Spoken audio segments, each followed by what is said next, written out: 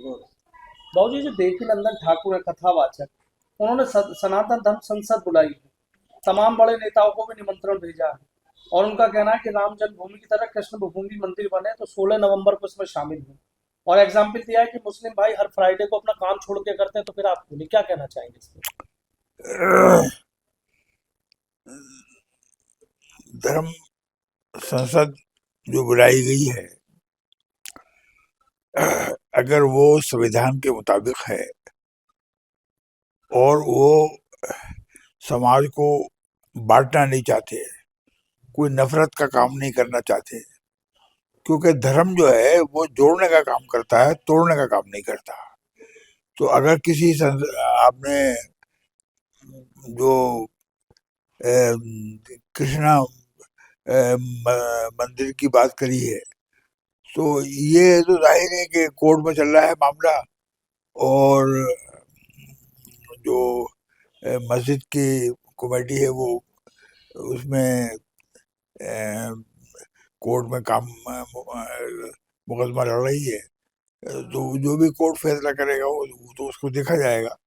लेकिन बात यही है कि अगर धर्म संसद की जाए और उससे प्यार मोहब्बत इंसानियत, क्योंकि धर्म जो है वो प्यार और मोहब्बत की हमको हुक्म देता है कि हम जो है समाज में गुर्बत को दूर करने के लिए और जो लोगों के अंदर परेशानियां हैं उनको दूर करने के लिए अगर धर्म काम करता है, तो मैं समझता हूँ कि धर्म संसद में कोई हर्ज नहीं है। ये उनका फंडामेंटल राइट है, वो इस तरीके से संसद कर सकते हैं। लेकिन बस यही दरखास्त है कि धर्म का जो स्टेटस है, जो उसका, वो बढ़ना चाहिए, घटना नहीं चाहिए। ये ना मालूम हो कि भाई धर्म की वजह से फिर झगड़ा पैदा होगा, फितना पैदा होगा, लोगों को अंदर डर पैदा होगा, लोगों के अंदर एक एक दूसरे के साथ में नफरत पैदा होगी। तो नफरत को दूर करने के लिए और मोहब्बत को फैलाने के लिए अगर वो धर्म संसद कायम की जाती है, तो मैं समझता हूँ हम उसका वेलकम करते हैं और हम समझते हैं कि होनी चाहिए। जुमे के रोज हमारे जो नमाजें होती हैं वो तो हमारे लिए अ, लाजमी है, ज़रूरी है। ये नहीं है, ऑप्शन नहीं है, ये किसी कोई नफरत फैलाने के लिए जुमे की नमाज नहीं होती है। नमाज तो सिर्फ अल्लाह के लिए होती है। अल्लाह के सामने सिजदा करते हैं, अल्लाह से दुआ मांगते हैं। और अब आदमी अपने सेहत के लिए और अपने रोजगार के लिए दुआ मांगते हैं। तो मस्जिदों में जो नमाजें होती हैं उसमें कोई ये नहीं है कि कोई लोगों को धर्म के नाम पर उकसाया जाए या उनको भड़काया जाए, बल्कि ये है कि हम तो खुदा के सामने हाजिर होते हैं और अल्लाह अल्लाह से दुआ मांगते हैं। ये हमारी जुमे की नमाज है, यही हमारी ईद की नमाज है और यही हमारी 5 वक्त की नमाज है। ठीक। तो मैं समझता हूँ कि उम्मीद करता हूँ कि ये धर्म संसद मुल्क में अमन कायम करने के लिए, शांति कायम करने के लिए, प्यार और मोहब्बत को फैलाने के लिए अगर काम करेगी, तो ये धर्म संसद का फायदा है। और अगर नफरत फैलाएगी तो ये जाहिर है कि ये धर्म का काम नहीं है। ठीक है। हाँ सर, आपसे जानना चाहूंगा कि जो कथावाचक है देवकीनंदन ठाकुर, उन्होंने सनातन बोर्ड की स्थापना की मांग करी है, तमाम राजनीतिक दलों के लोगों को बुलाया है और उन्होंने ये भी कहा है कि मुस्लिम भाई हमारे हर फ्राइडे को अपना काम छोड़कर अपने धर्म का पालन करते हैं, तो आपको भी करना चाहिए। आइए, इस आयोग का गठन होना चाहिए। क्या कहना चाहेंगे? देखिए, हमारा ये मुल्क जमहूरी मुल्क है और हमारे इस मुल्क में सबको आज़ादी दी है अपने मज़हब पर चलने की, हिंदू हो, मुसलमान हो, सिख हो, ईसाई हो।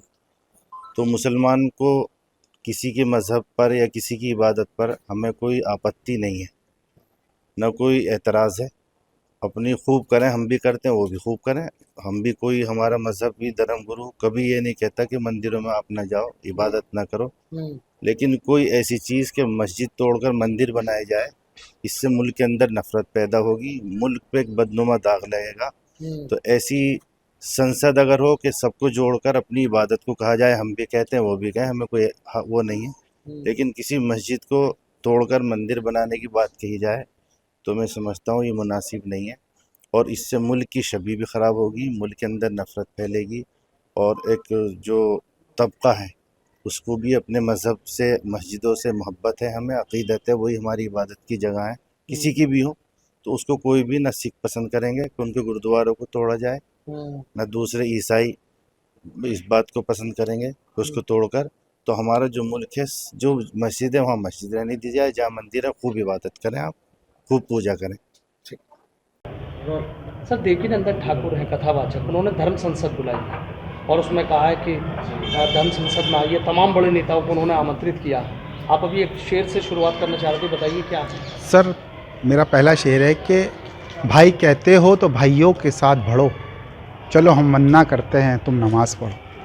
तो देवकीनंदन जी ने जिस तरह आप बता रहे हैं कि धर्म संसद बुलाई है, तो प्रत्येक धर्म को अपने हिसाब से इबादत करने का अधिकार है, पूर्ण अधिकार है, संविधान में उसके लिए छूट दी गई है। तो अगर हिंदू अपने मंदिरों में इबादत करना चाहें उनको पूरा अधिकार है, मुस्लिम अपनी इबादत करना चाहें उनको पूरा अधिकार है, या ईसाई हों या सिख हों या जितने भी धर्म हों उनको अपनी इबादत करने का पूरा अधिकार है। तो जिस तरह देवकीनंदन जी चाहते हैं कि हम वहाँ आएँ, तो हम भी उनको इनवाइट करते हैं कि वो भी हमारी शाही जामा मस्जिद में आएँ, हमारे साथ बैठें, हमारे साथ प्यार की बात करें, मोहब्बत की बात करें। और राहत इंदौरी साहब का एक शेर है कि सरहद पर बहुत तनाव है क्या, सरहद पर बहुत तनाव है क्या, पता तो करो कोई चुनाव है क्या।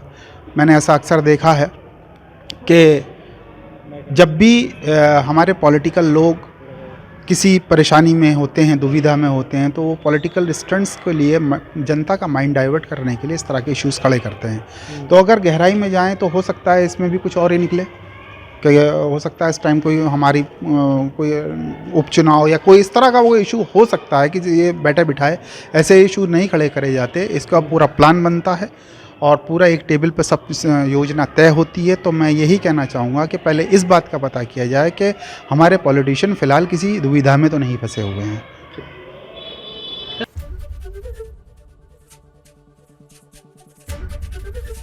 एबीपी गंगा, खबर आपकी, जुबान आपकी।